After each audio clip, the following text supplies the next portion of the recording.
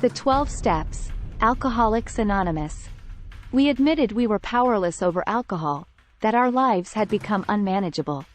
Came to believe that a power greater than ourselves could restore us to sanity.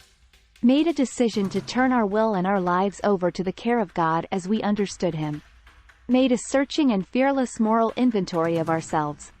Admitted to God, to ourselves, and to another human being the exact nature of our wrongs. We're entirely ready to have God remove all these defects of character.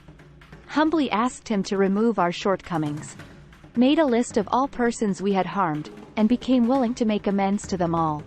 Made direct amends to such people wherever possible, except when to do so would injure them or others.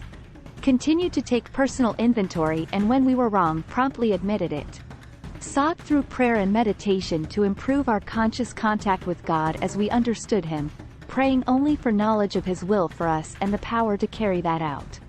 Having had a spiritual awakening as the result of these steps, we tried to carry this message to alcoholics, and to practice these principles in all our affairs. These are the 12 Steps and 12 Traditions book. Own it. Design your reality. I can. I will. I must. Let's go. https://www.beingthechangelk.com